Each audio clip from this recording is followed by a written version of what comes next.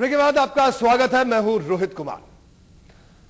भगवान राम और कृष्ण महज अवतार ही नहीं, हमारी तहजीब का हिस्सा भी है।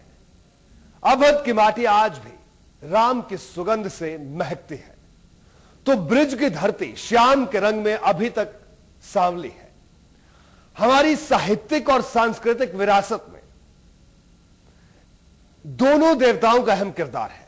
यही वजह है कि इनके जन्म स्थानों और मंदिरों को लेकर चले आंदोलन आधी सदी बीतने के बाद भी अभी तक जारी है।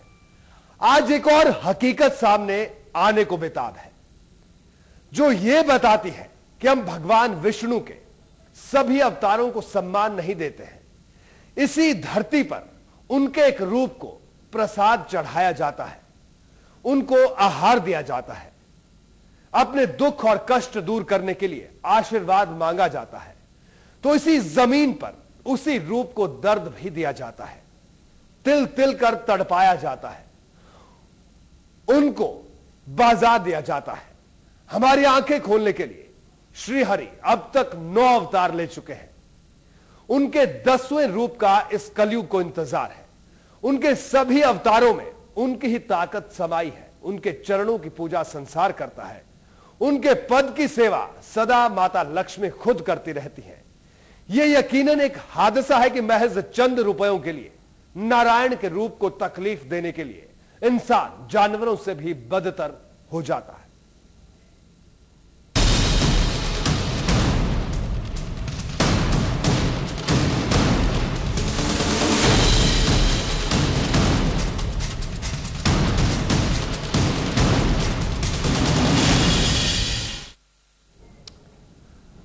कूर्मा अवतार में भगवान आज भी भक्तों की मनोकामना पूरी करते हैं। हिंदू धर्म कहता है कि कछुओं की सेवा करने से समृद्धि आती है, लेकिन इसके लिए उस जगह पर जाना पड़ता है जहां ये रहते हैं।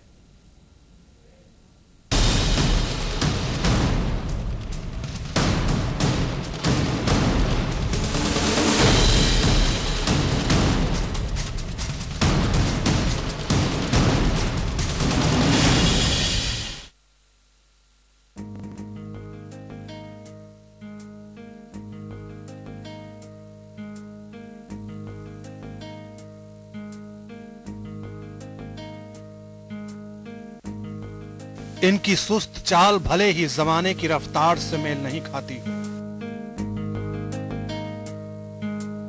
जिस्म का वजन इनको आगे बढ़ने से रोकता है, लेकिन किस्सों में भी कोई रेस ये नहीं हारे हैं।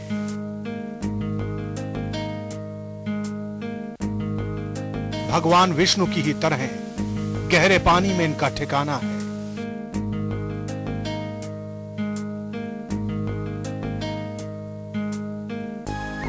अथाह जल रहते हुए ये किनारा जानते हैं। भक्ति देखकर ये दर्शन देने भी आते हैं, अपने हिस्से का प्रसाद लेकर वापस लौट जाते हैं।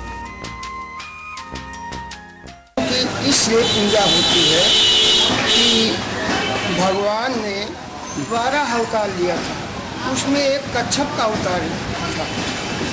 तो कच्छप जो है हमारे पूर्वज हैं, उनकी पूजा हमेशा यहाँ लोगों ने किया है, कर रहे हैं इस समय।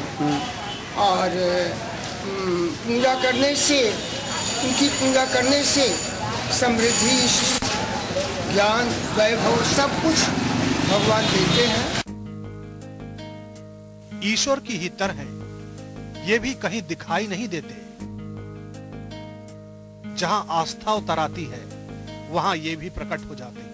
इनमें उनका भी अक्स दिखता है जो गदा और चक्र वाले हैं, जिन्होंने हर जीव को जिंदा रखने की सहूलियत दी है, जिनकी मर्जी से ब्रह्मांड चलता है, जिनकी माया ने सभी जान और बेजान को जीने का हक दिया है।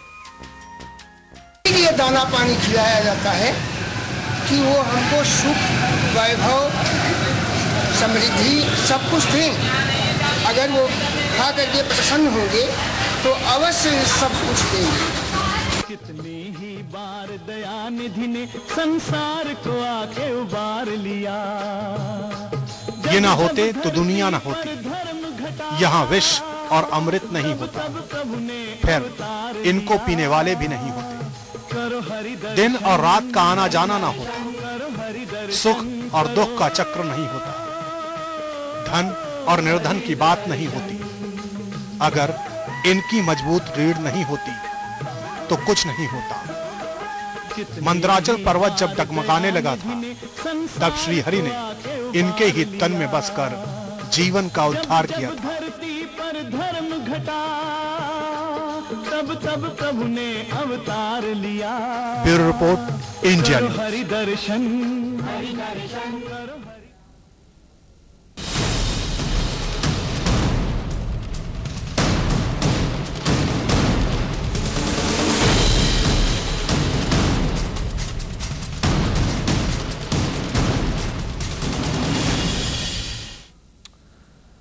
भगवान कूर्म की महिमा उनके रूप में छिपे है। इस धरती पर भगवान विष्णु के राम, परशुराम, कृष्ण रूप की पूजा होती है, तो फिर कछुआ रूप की क्यों नहीं?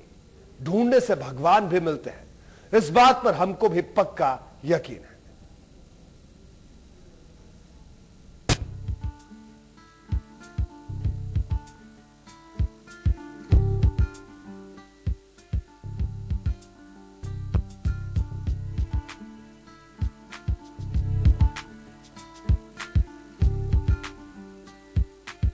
भगवान के कूर्म रूप की तलाश में हम तेजी से बढ़ रहे हैं।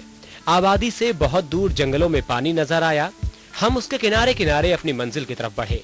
जंगल की आगोश में परिंदे सुकून के पल बिता रहे हैं, लेकिन एक आहट सुनते ही उन्होंने आसमान की डगर थाम ली। उनकी उड़ान से हमको भी हौसला मिला, लेकिन घने जंगलों के बीच अब हमको पैदल ही सफर तय करना है। मेरठ के करीब इस इलाके को खादर कहा जाता है। राह में हमने दलदल को भी पार किया। हम और आगे बढ़े तो देखा हमसे आगे एक इंसान चल रहा है, उसके हाथ में एक बोरी है। हमारी आहट सुनकर वो और तेजी से चलने लगा। हम जब करीब पहुंचे तो उसने अपनी बोरी पलट दी। वो तस्वीर देखकर हमारा दिल दहल उठा। उसमें से बेजुबान कछुए निकले जो आजाद होकर इधर उधर भागने लगे। हमने पता लगाया तो मालूम चला कि यहाँ उनको गैर कानूनी तरीके से पकड़ा जाता है। प्रतिबंधित होने के बावजूद कछुए का शिकार लोगों की भ्रामकता के चलते मेरठ में कारोबार के रूप में उभर रहा है। कहा जाए तो मर्दानगी से लेकर घर की शान बढ़ाने तक के लिए आज कछुओं का जमकर शिकार किया जा रहा है, जिसके चलते इन बेजुबान कछुओं की कई दुर्लभ प्रजातियां, उनका अस्तित्व खतरे में पड़ता हुआ नजर आ रहा है। वहीं वन विभाग के पास सिर्फ दावे हैं, लेकिन ऐसा नहीं लगता कि अभी तक कोई ठोस कदम उठाने की तैयारी की जा रही हो।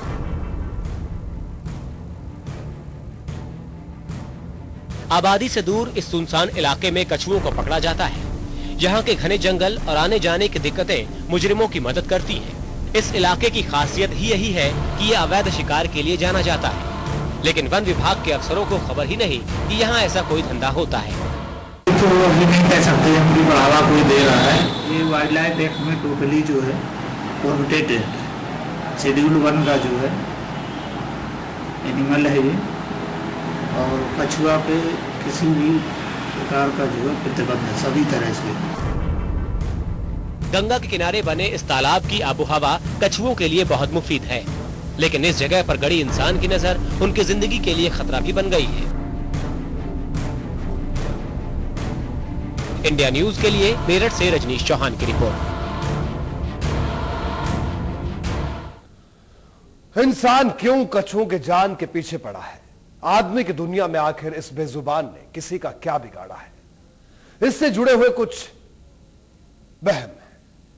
यहां भी इंसान गलतफहमी का शिकार है, कछुए नहीं।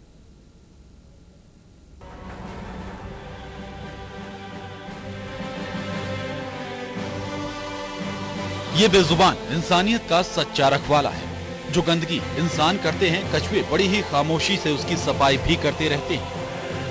नदियों की सफाई के लिए इनको खास तौर पर छोड़ा भी जाता है। वाराणसी में इनकी गिनती की जाती है। पवित्र नदी का प्रदूषण मिटाने में इनका अहम किरदार है। कछुआ छोड़ने से जो होता है कि गंगा में जो मांस के लोथड़े होते हैं या माला फूल होते हैं या काई होते हैं, ये सब कछुए खाते हैं, इसलिए कछुए को छोड़े जाते हैं। जिसे इंसान कचरा समझकर नदियों में फेंक देता है, कछुए उसी को खाकर इंसान से कई गुना ज्यादा जिंदगी जीते हैं। कछुओं की उम्र 150 से 200 साल के बीच होती है। लंबी उम्र ही इनकी जान की दुश्मन बन बैठी है। इंसान ने अपने दिल में ये वहम भी पाल लिया है कि इनका मांस खाने से उसकी भी उम्र बढ़ जाएगी। बहुत ज़्यादा इसका मीट का इस्तेमाल हो रहा है। बहुत लोग इसको गलत तरीके से भ्रामक प्रचार भी कर रहे हैं कि ये चीज़ें मैस्कुलिन पावर बढ़ाने में काम आती है, बाकी चीज़ों के लिए भी काम आता है, पर कोई साइंटिफिकली प्रूवन ये चीज़ नहीं है। एक गलत फहमी ये भी है कि कछुओं का गोश्त खाने से सेक्स पावर में इजाफा होता है। हकीकत में ऐसा कुछ भी नहीं है। इनके मांस में ऐसा कुछ भी नहीं है जो इंसान को हमेशा जवान बनाए रख सके। आदमी अगर गलत फहमियों में नहीं रहे तो वो जिस्म कभी बूढ़ा नहीं हो सकता। अफसोस, उम्र के साथ वहम भी बढ़ते जाते हैं। दुनिया की सबसे पुरानी तहजीब में एक भारत की भी है। जिसने भी इस देश पर हमला किया वो यहीं के संस्कृति में समा गया। लेकिन कछुओं के शिकार के पीछे देश पर एक सांस्कृतिक हमला भी जिम्मेदार है।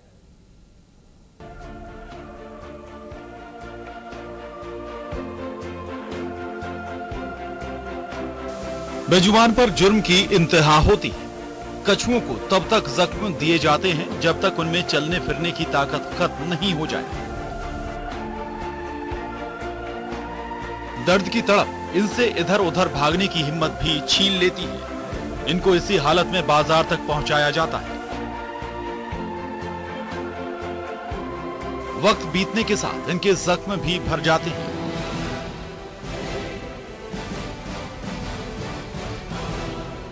दूर दूर से इनके खरीदार भी आते हैं। कछुआओं की जान बचाने की फिक्र इंसान को हो या ना हो, लेकिन उनको जरूर थी जिन्होंने कानून बनाया है। इनको गैर कानूनी तरीके से पकड़ने पर सख्त सजा होती है, लेकिन इसकी फिक्र किसी को नहीं है। इनका गैर कानूनी कारोबार करने वालों को ना तो पुलिस का डर है और ना ही वन विभाग का खौफ। का सबसे पुराना और भरोसेमंद भारतीय ज्योतिष शायद कम पड़ गया है।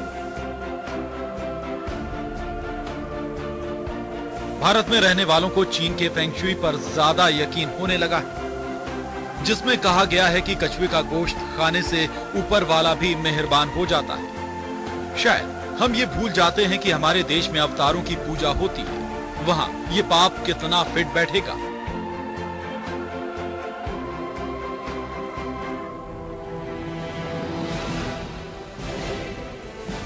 इंडिया न्यूज के लिए मेरठ से रजनीश चौहान की रिपोर्ट।